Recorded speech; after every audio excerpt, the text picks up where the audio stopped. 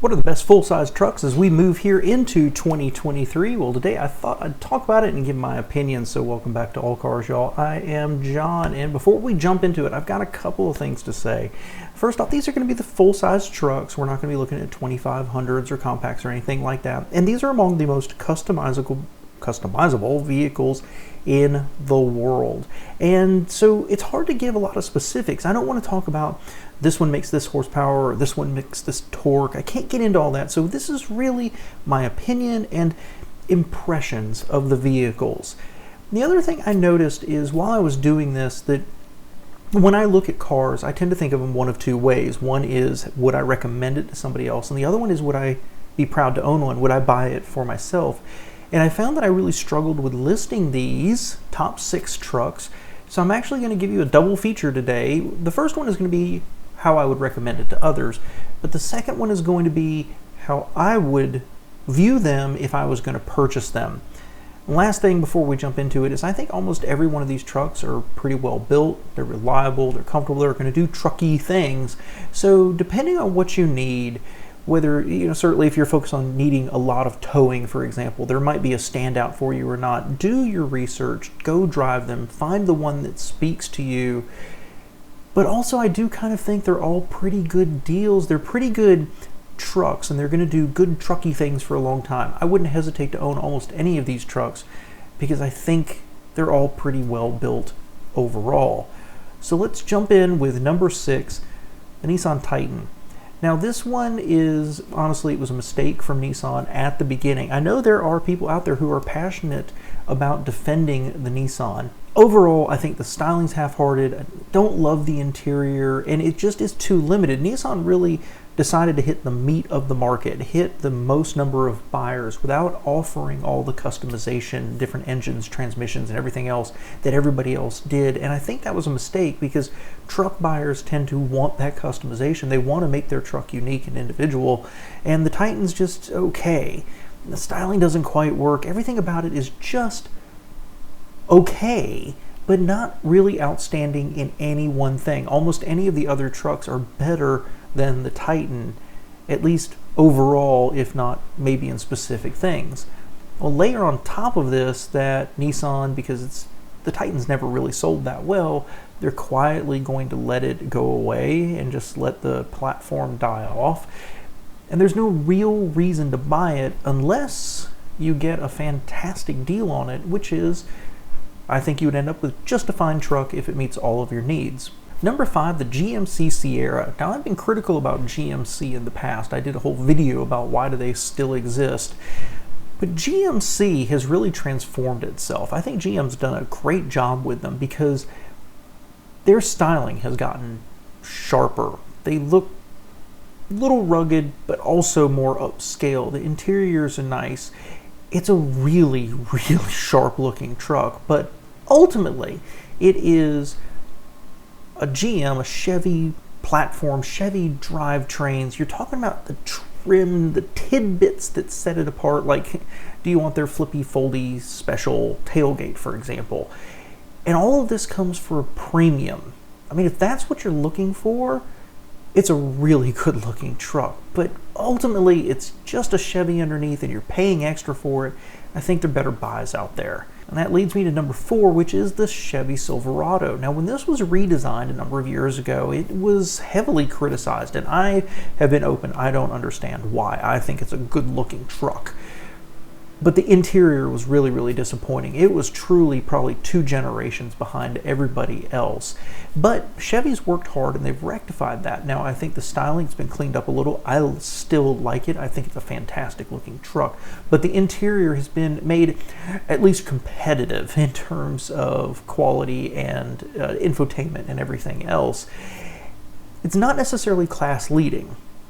The problem is with the Chevy, although I think they've got it worked out, it was roundly criticized when it was redesigned for reliability issues. The engine and the transmission, and of course only 40 years of Chevy trying to figure out how to eliminate electrical gremlins, it really had a problem with reliability. Now, one of the explanations was that they had so many options for people, they had trouble getting it all right. That's a horrible explanation from a manufacturer, but The last date I looked at, it does look like they've been working it out, and that I think maybe they have. So there is that thought in the back of my head that, ooh, is there a problem here? I think they've got it worked out. So I know there's diehard Chevy fans out there who might argue with me about everything I just said, and if you love the Chevy and you're a Chevy guy, this is the only truck you're going to consider, and I know it, and I think it's a really good deal.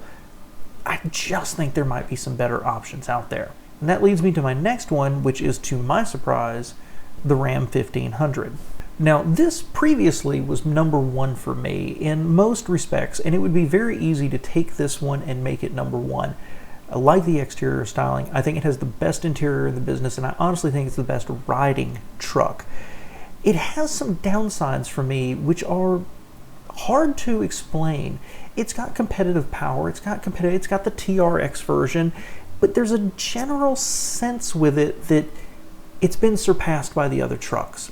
While I think it's a very handsome truck, and I appreciate that it's a little reserved in a world with these ginormous grills, the Ram is starting to look not old and not dated, but a little last generation compared to what's really going on in the industry right now. And add to that, just this morning, Car and Driver had a long-term review of their TRX with constant issues with the truck, such as the infotainment needing to be rebooted and things like that. And that may not be important to you, but it becomes an annoyance when you own the truck. So there's something about the Ram that doesn't keep my number one spot. It could, because it is inherently so good. It is a luxury car that can function as a truck. I just kind of think that maybe a couple others really made it look a little dated now, except on the interior. I don't know, the Ram, it's hard for me to explain. I just don't love it like I did even 2 years ago. Number two, the Toyota Tundra. Now, I want to be honest with you, this one makes the list for one simple reason. It's a Toyota. I don't like this truck. I really don't. They've redesigned it, they've upped the power, it's got an impressive engine. I'm sure it's going to have Toyota reliability. You can buy one of these, keep it for a long time, be totally happy. People I know with Tundras absolutely love them, don't understand why anybody would buy American, because the Tundra is so good. But I really think that management at Toyota has absolutely no control over their stylist. They've come up with a, to my eyes, hideous looking exterior, and the interior is actually worse. And this is one of the vehicles, the interior actually looks worse in person than it does in pictures. It's really awkward. Like, Toyota is trying to do what they think American truck drivers want. Chunky vents and chunky bezels around things, and this chunky, everything is just big, like it's a joke to them, honestly. And then the materials aren't that impressive, and it doesn't look upscale. I'm sure it functions perfectly well, but it never feels cohesive, and it never feels upscale. It actually is super, super disappointing to me. However, if you are a Toyota fan, if you want a good truck that you don't ever have to worry about, that you're probably going to get that Toyota reliability out of, I have no problems with its specs and its capabilities, its ability to work as a truck. But on a personal level, on an opinion page, I really don't like it. But it would be my number two recommended to people purely because of that T on the grill. And that leaves us with number one, which is the F-150. Now, I suspect I'll get some pushback on this. There's been some issues with Fords over the years, and while some people swear by them, others are like, wow, the engines are terrible. But the fact of the matter is the F-150 is like the Swiss Army knife of trucks. It does basically everything well. It may not be outstanding, but what I've noticed is other manufacturers have to find an individual thing to pick on to prove that they're better than the F-150. For example, maybe my truck tows 200 pounds more than the Ford, or maybe my truck makes 10 more horsepower than the Ford, but that's really not looking at the cohesiveness of the F-150, and that's what I think it excels at, and it has for decades. They just do constant improvements to make it better and better and better. They're not swinging for the fences. They're just improving it constantly, and it becomes the truck to beat. It's hard to look at an F-150, from a work truck up to a top-of-the-line Luxo cruiser to something built for towing, and not find what you want that does basically the best in the business at that position, at that price point, at that spec level. So let me know what you think about that. But here's your double feature. I'm going to go through this list again real quick with, if I was buying, the order I would actually look at these in. And I start with number 6 is the Nissan Titan. For all the reasons I mentioned before, it's being discontinued, it's not impressive, it doesn't really stand out in any specific way other than maybe really good reliability. Again, if I had one, I'd probably just keep it and be totally happy with it. I'd never think about it again. But in terms of actually going out and spending my money, the Titan doesn't come across as any kind of a bargain for what I perceive as the limitations of it. Now, one of the biggest ones you will disagree with me on is number 5 is the Tundra. Yes, I would put this next to the Nissan. And I'm telling you right now, the gap between number 5 and number 4 is a chasm to me. The Tundra would not make my list. While it's brand spanking new, the styling exterior, the styling interior, everything about this truck honestly turns me on. I feel it turns me off. I feel that strongly about it. I strongly dislike it. Again, do I believe it would be reliable? Do I think I would drive one happily for the next 15 years? Sure, I do. But if I'm putting my money down, I wouldn't get this truck because I truly find the interior offensive and largely the exterior styling as well. That moves me up next to the one that really surprises me the most, the Ford F-150. Yes, that would be number 4 for me.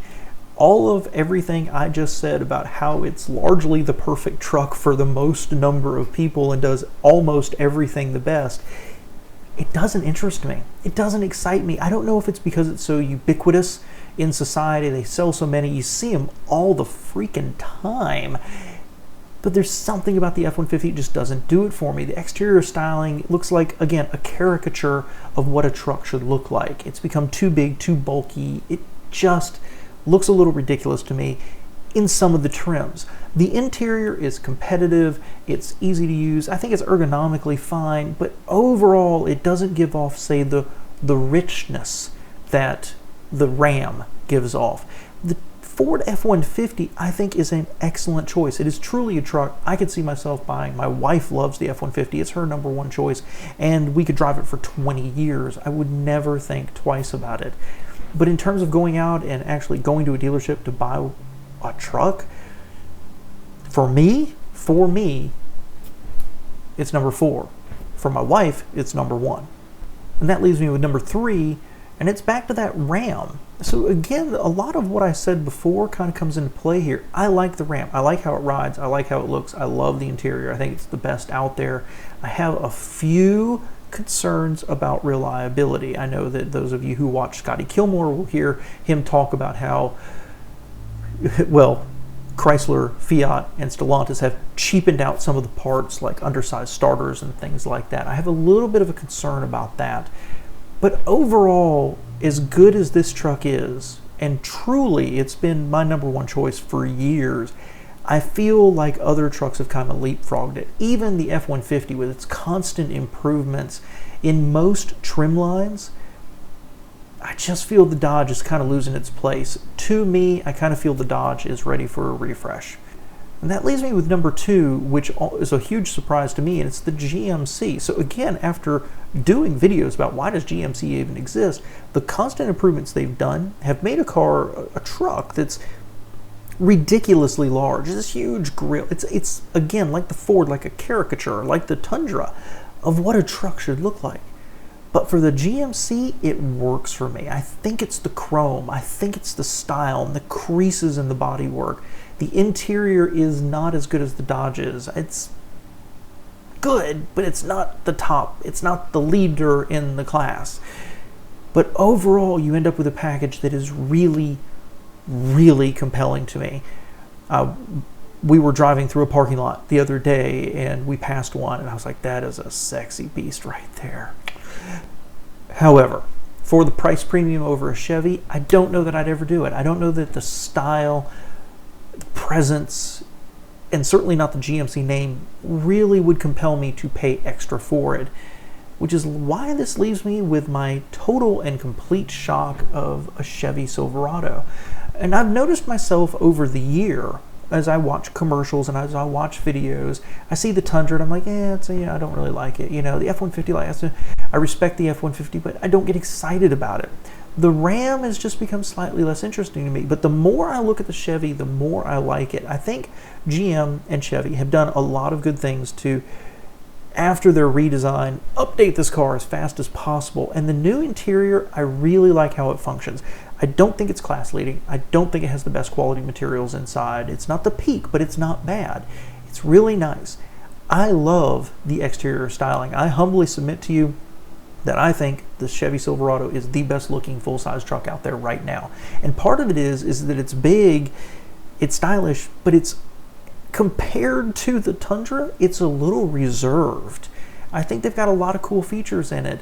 And I've seen reviews where it doesn't tow as well as the F-150, or it's, rides harsher than the Dodge. But overall, when I think about going and plunking down $50,000, $60,000, $70,000 for a truck, and then 10 years from now, am I proud to walk outside and look at it?